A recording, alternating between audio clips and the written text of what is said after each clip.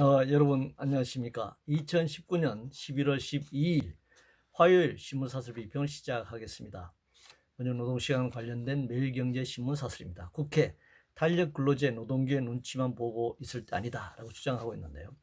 노동시간을 탄력적으로 운영한다는 것은 인간의 노동자를 기계처럼 부리겠다는 의도입니다.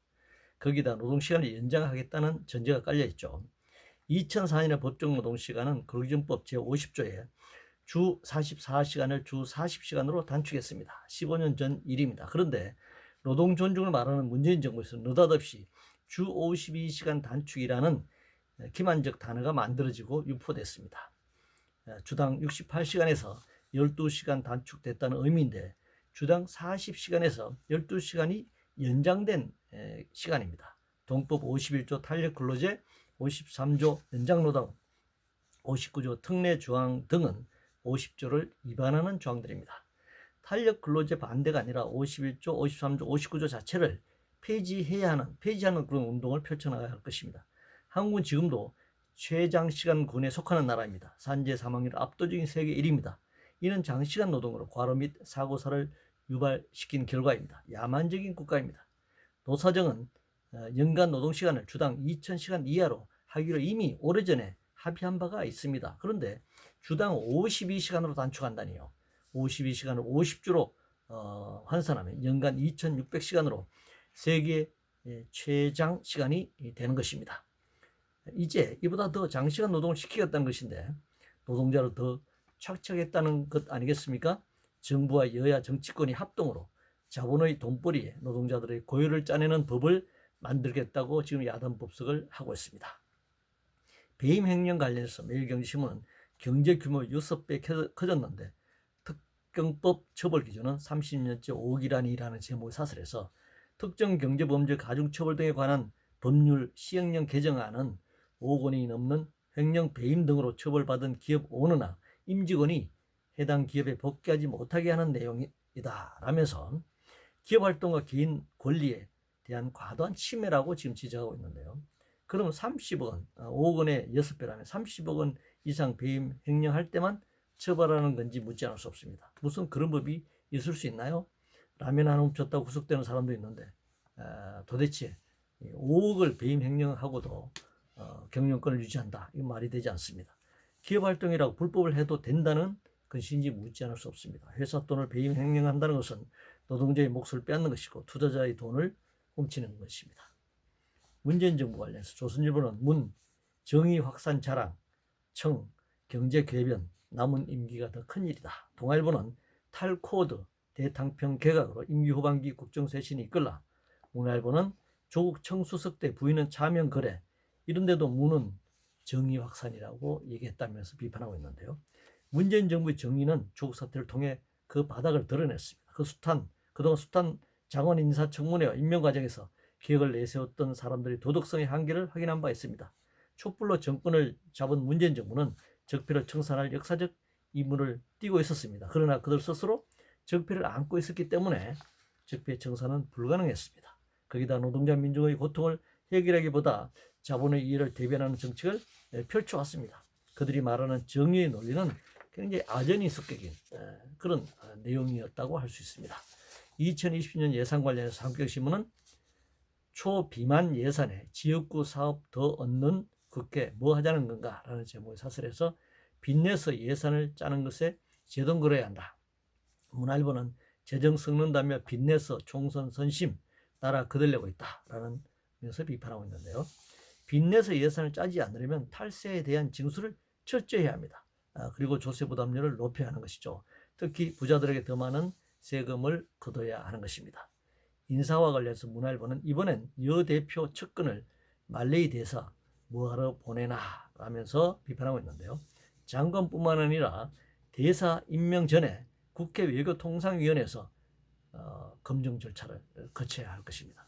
공정거래위원회 관련해서 한국경제신문은 방송시장 변화, 인정한 공정이 다른 산업수도 유연성 보여야 라는 제목의 사설에서 SK브로드밴드와 T브로드, LG유플러스와 CJ 헬로의 결합을 승인한 것은 향후 기업 결합 심사에서 하나의 가이드라인이 된다. 기업 결합 승인이다. 이렇게 지적하고 있는데요. 결국 재벌 대기업의 인수합병을 인정한 것인데 거대 공룡기업만을 인정할 경우 중소영세 기업은 살아남기 어려운 구조가 점점 되고 있다. 이렇게 볼 수 있습니다. 선거법 관련해서 조선일보는 선거제도 강제 변경은 국민의 선거 불인정 사태에 낳는다라고 지적하고 있는데요. 당연히 게임의 룰이니까 여야 합의가 이루어지면 좋겠지만 다수당이 민주주의를 내세워 선거법을 만들기도 합니다. 여기서 물리적 충돌이 일어나기도 하죠.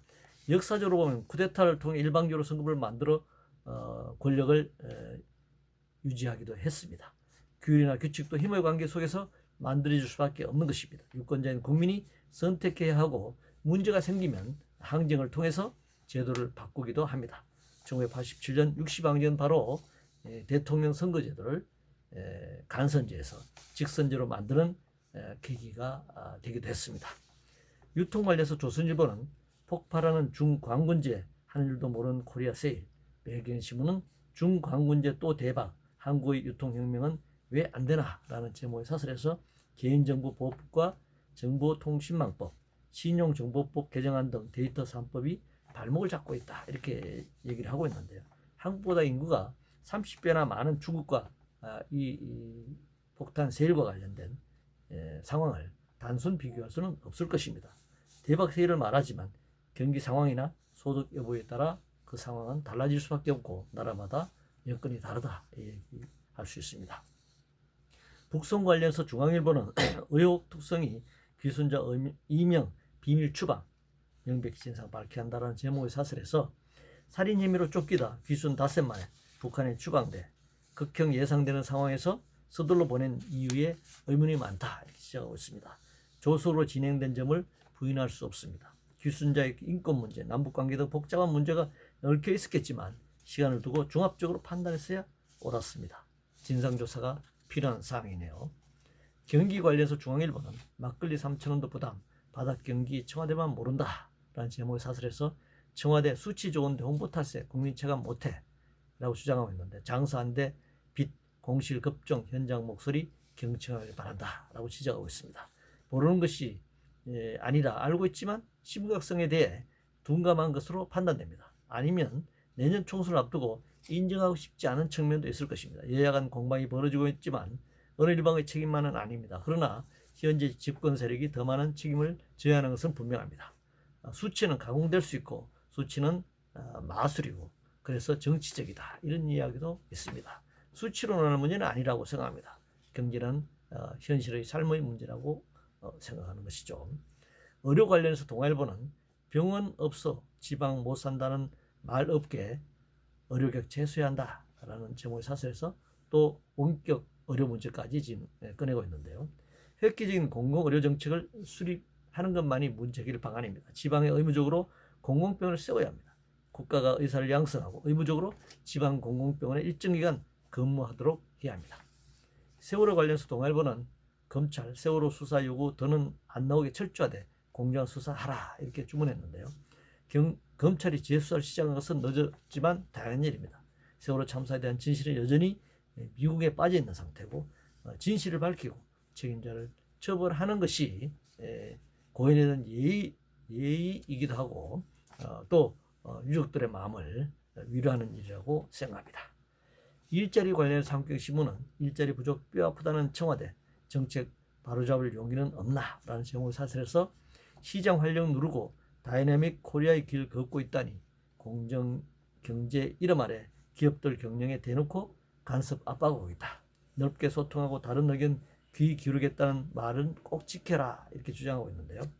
경기가 하강하고 있는 가운데 새로운 일자리가 늘어날 수는 없습니다. 기존에 장시간 노동하는 일자리 경우 노동시간을 획기적으로 단축하 일자리를 늘려야 합니다. 일자리 나누기라고 할 수 있습니다. 그런데 주 52시간도 모자라 탄력 근로제 확대를 통해 노동시간을 늘리려 합니다. 일자리와 반대 방향으로 지금 가고 있습니다. 이상으로 2019년 11월 12일 화요일 신문사설 비평을 모두 마치겠습니다.